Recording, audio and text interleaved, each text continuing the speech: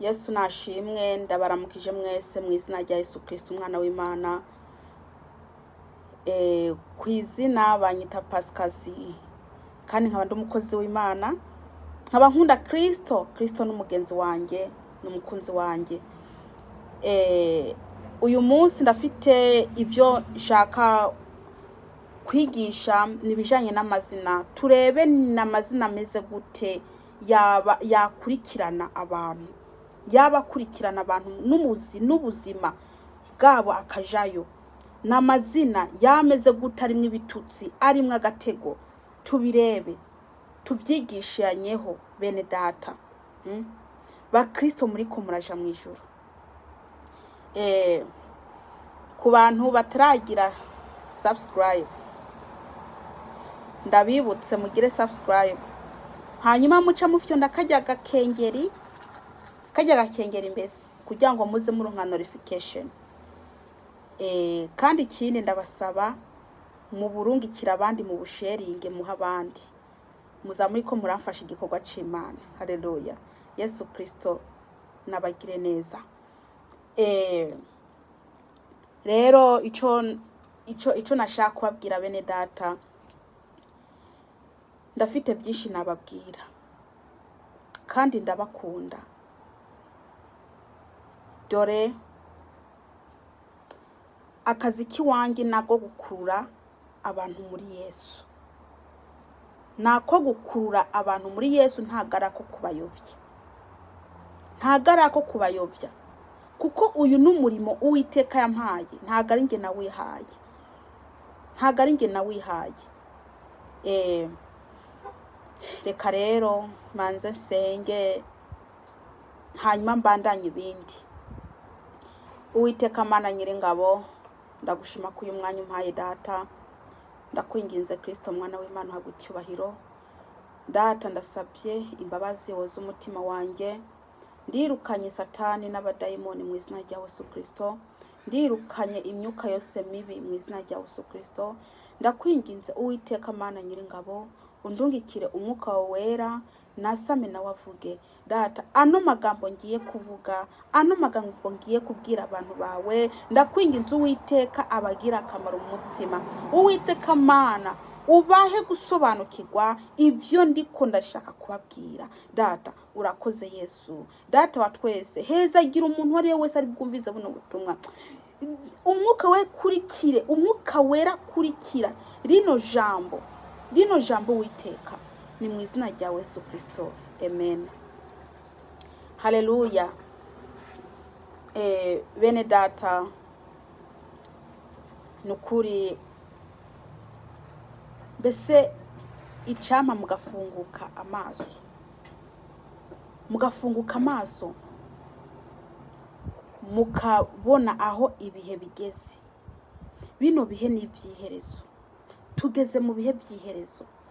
Nubwo Yesu atavuze isaha ngavuge itariki, ariko nibiriko biraba bitwereka ko igihe cageze.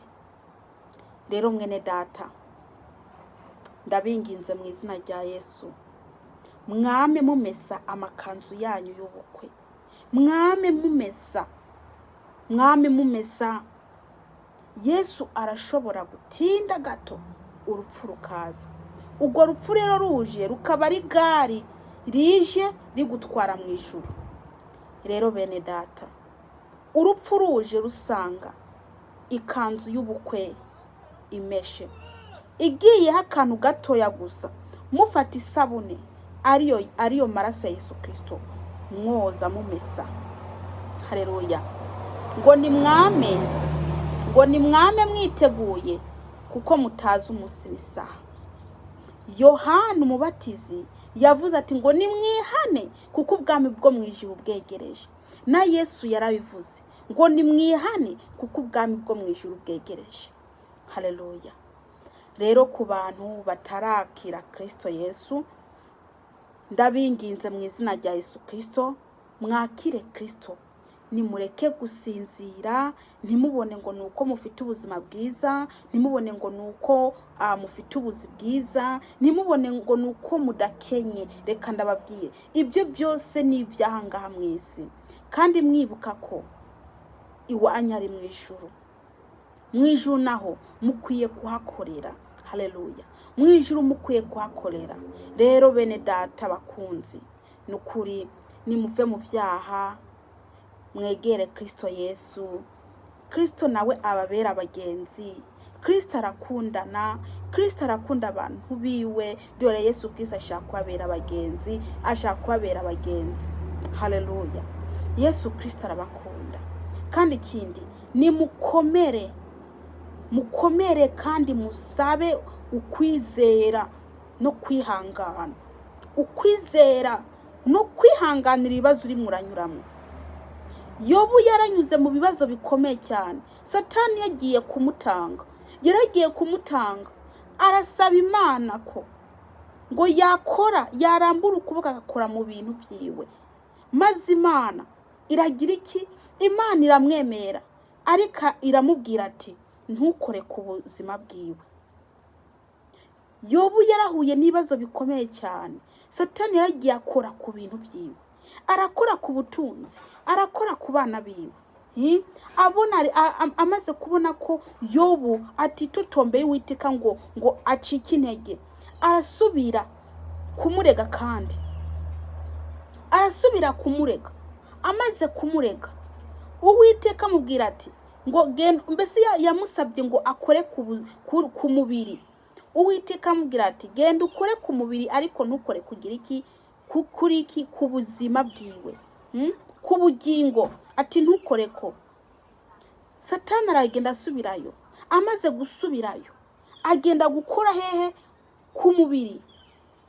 Yobu yasigaye yishimisha urujo, kugezaho umugore we wamubona, abona ko kabisa umugore we, abona ko umugabo we ataca maze. Ati nutuke Imana upfuveho, maze ushira agahinda. Umugore yari kuzamuremesha, umugore yari kuzamusengera, umugore yari kuzagumana nawe mw'ibyo bibazo, ariko akaba ari we amubwira ati ngo nutuke Imana upfuveho, maze ushira agahinda. Ibyo byose Yobu ntago yigeze agira iki? Ntago yigeze mbese yitotombera Uwiteka. Ntago yigeze abura ukwihangana. Nubwo yari mu bibazo, Yobu yagumye ashima Uwiteka. Nkaba ndikunda kubwira rero mwene data, uri mu bibazo, uzi kuri mu bibazo kandi ubangamiwe, cyambere no gusenga, icya kabiri kwihangana, icya gatatu gusenga, kuko ngo igifite intango kigira n'iherezo. Ntago uzaguma mu ibyo bibazo by'iwawe. Haleluya. Ntago uzaguma mu ibyo bibazo by'iwawe, kuko na Yobu, Yesu nahabwa icyubahiro, na Yobu ntago yagumye mu ibyo bibazo. Uwiteka yarashumbushije Yobu incuro ibyo yamwatse imushumbusha incuro. Nawe rero mwene data, igikuru no kwihangana kandi no kwizera no gusenga. Kandi ugume uhagaze, ntugwe bivanye n'intuzenye bivanye n'ibibazo urimo. Ntugwe, kuko uwo Yesu twakurikiye yarahuye n'ibibazo bikomeye. Uwo Yesu twakurikiye nawe nyine yahuye n'ibibazo kugira ngo atsindire kujya kwicara mu buryo bw'Uwiteka. Yarabanje ateseka mwene data. Tumenye ko uwo twakurikiye nawe yatesetse, natwe tuzateseka kugira ngo tuzaje mu ijuru. Haleluya. Nimukomere, kuko Uwiteka ari mu ruhande rwanyu. Icyo mukora, mwame mugira iki? Imitima yanyu muyeza, yame yera. Imana ntibabone ko agakosa mu mutima, kuko na Yobu nta gakosa, nta cyaha yigeze yandurisha ngo nuko yahuye n'ibibazo. Ahubwo nimugume musenga Uwiteka, muhumure, kuko Uwiteka ari karababona. Haleluya. Hari bamwe baba bari mu ishure ntibagire iki? Ntibabimenye. Urashobora kuba uri mu ishure, Imana irikira kwigisha ntubimenye, ikwigisha kugira ngo ejo uze uyivugire ntubimenye. Mwene data, nukomere. Hariho abantu bari mu mashure ntibabimenye, ahubwo ugasanga bari ko barasubira inyuma, bagasanga bari mu wa mbere kandi bari kurangiza iryo shure, Imana ikabasubiza mu iryo shure nyene bagatangira bundi busha. Bene data, mwige mutsinda, ntimwige munanirwa, kandi munaniwe murasubiramwo. N'ishure, bamwe muri mwishure ntimuriko murabimenya, ariko Uwiteka nabaha imbaraga zo kurangiza iryo shure. Haleluya. Ikindi bene data nashaka kubabwira, nashaka gushaho itangazo mbere yuko ndi busome ijambo ry'Imana. Nashaka gushaho itangazo ku bantu. Urumva nariko ndabasaba ku bantu baba bashaka amasengesho yo gusenga, yo kwiyiriza iminsi 3. Mwandike comment aho ngaho mumbwire ko mwoba mwavyemeye, kuko ndiko ndapanga ko twagira amasengesho y'iminsi 3. Hanyuma ku bantu bari bo bose murashobora ko mufite ibibazo. Ibibazo byanyu ni ugufata amasengesho mwisonzesha dusenge. Hariho abantu atamwuka wera bafite. Bene data, dukwiye gusenga, tugasengera hamwe maze tukiyiriza, tugafata iminsi 3. Mbese napanze ko twaza turya saa 12. Rero abantu bari bunyemere ko twafatanya amasengesho, kandi ni ikintu kiza cyane. Ngiye ndasaba mukure mu mwuka, ndasaba mukure, muve mw'iyi level muje mu yindi level, ntimugume muri aho ngaho. Ino cina yiwanjye shaka abantu bakure, ntibagume bicaye aho ngaho, bakure mu mwuka. Rero bene data, uwumva ko yipfuza ko twakorana amasengesho yandike comment. Kandi ikindi, nzaca mpanga igihe, ukwezi n'itariki tuzatangiraho n'itariki tuzarangirizaho, hanyuma tugira hanyuma tuje dutangira gusenga. Ikindi rero, ndabasabe abantu badafite rezo mu mutima, rezo yo kubwira ko wacumuye, nimba utayifite bene data, nicyo ngicyo nicyo gusengera. Kuko umukristo ari mwaraja mwijuru akwiye kuba afite rezo mu mutima, imubwira ko yacumuye, imubwira ko yakoze icyaha. Haleluya. Rezo utayifite nukuyishaka, kuko urashobora gukora icyaha ntubimenye, ukigumira uko uvuga ati ni sawa, bivanye nuko nta rezo, nta connection Imana yagushizemwo. Kandi abagenda na connection, umva barahiriwe, kuko iyo bakoze icyaha connection cibabwa ati ihane, ukabura amahoro mpaka icyo cyakoze ukihanye. Haleluya.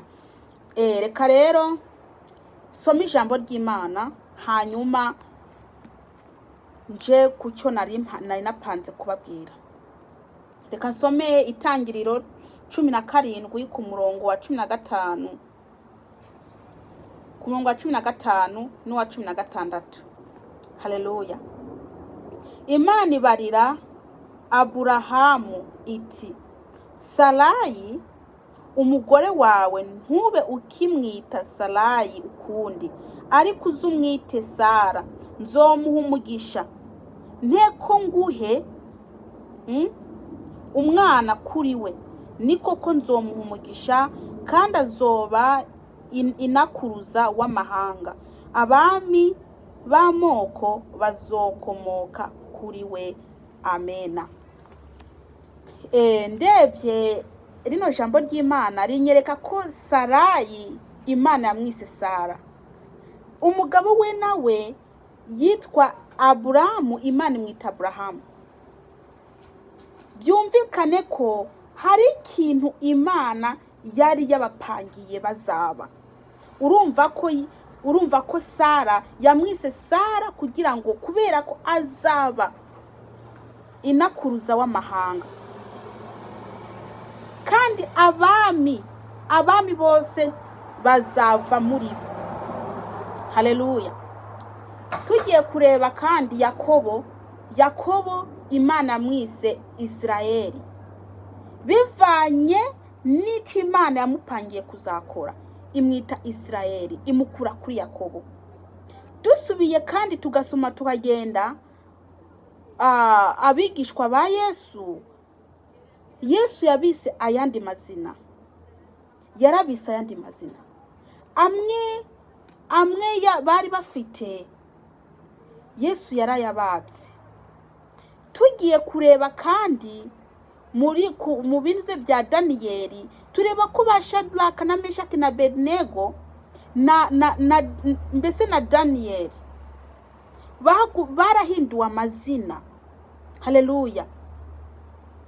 Yesu ntabwo icyubahiro.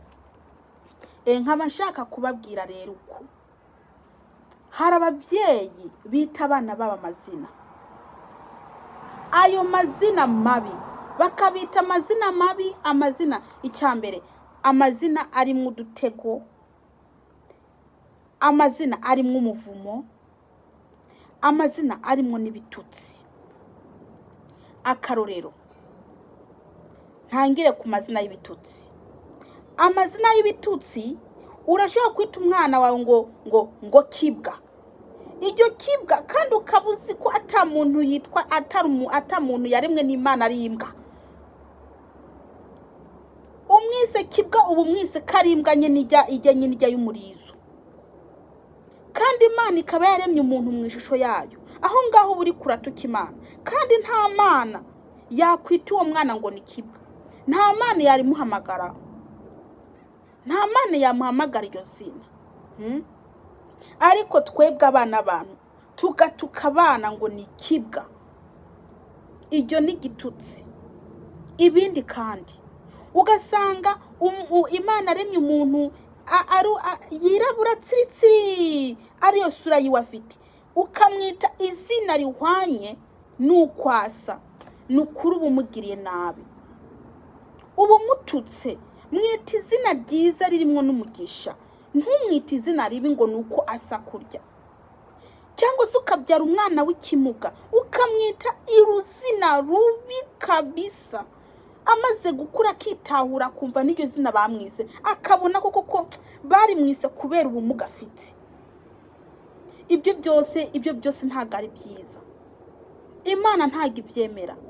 Icyambere dukwiye guhesha agaciro ikiremwa muntu. Ikiremwa muntu kuko cyaremwe n'Uwiteka, dukwiye kucyubaha. Kuko ntago Imana avuze ati baho.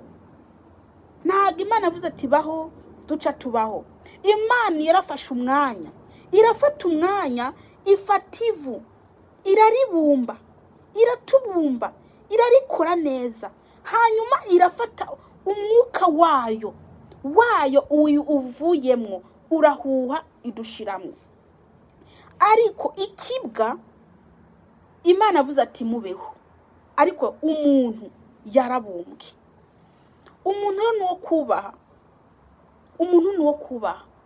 Haleluya. Kandi ikindi, umuntu yaremwe kuzaja mu ijuru. Yaremwe kuzaja mu ijuru. Kandi umuntu adakoze neza aracirirwa n'urubanza akaja ikuzimu. Dukwiye kubaha abantu. Dukwiye kubaha ikiremwa muntu. Tubyaye uwo mwana ntumubone ngo n'uruhinja arakura akaba umugabo, cyangwa se ngo n'uruhinja arakura akaba umugore, akaba umuntu akomeye. Ugasanga yavuyemo umuperezida, ugasanga yavuyemo umwarimu yigisha abandi, ugasanga yavuyemo umuganga, ugasanga yavuyemo umukozi w'Imana, umuhanuzi akomeye, umuririmbyi. Iki ntituze dusuzugura abo bana ngo nuko bavutse bameze ukundi kuntu ngo tubite amazina ahuye na bijya. Tuba tubagiriye nabi. Ayandi mazina, hariho amazina arimo umuvumo. Ayo mazina, urebye ayo magambo arimo mw'ayo mazina, ukareba n'umuntu n'ukuri ukwari, ukabona koko izina ryaramukurikiranye. Ibyo akora bisa n'iryo zina, ukuntu abayeho bisa n'iryo zina.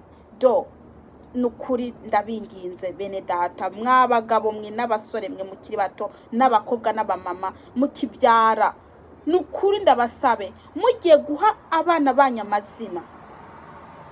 Namba tamazina mufite, hano muri Bibiliya harimo amazina meza. Muze mufate Bibiliya mucaguremo izina ryiza muha umwana wanyu.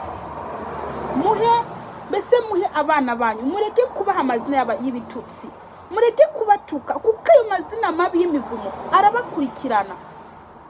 Hari igihe iyo umuntu akuze ubuzima bwiwe abayemwo butegwa na rya zina, ya magambo bamwise mu izina.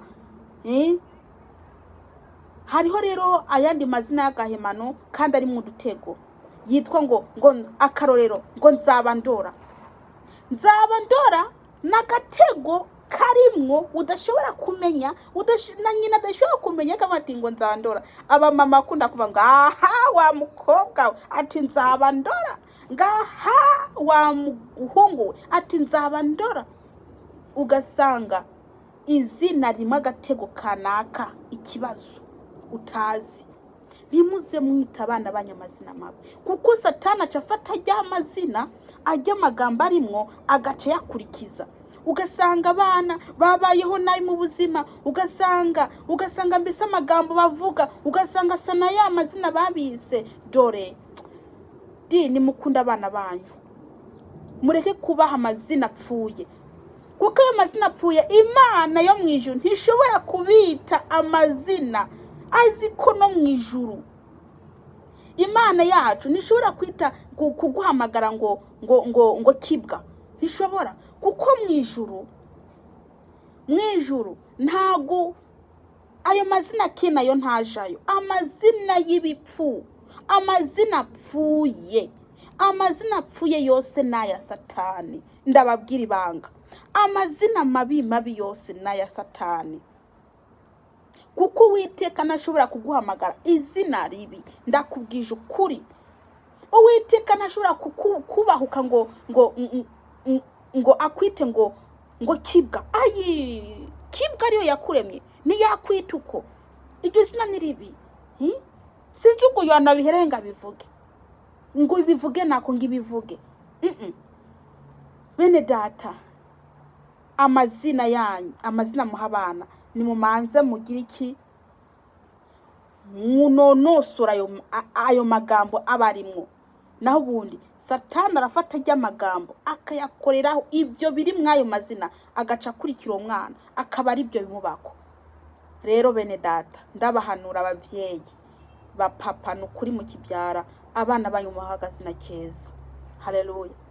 Ikindi nacyo, hari amazina y'umugisha. Urebye amazina y'umugisha, amazina ari nk'umugisha, ugasanga yakurikiye umuntu yagize umugisha, ugasanga amazina reka basi mvuge ku umugisha. Ugasanga hari abantu bitwa bamugisha, usanga afite umugisha.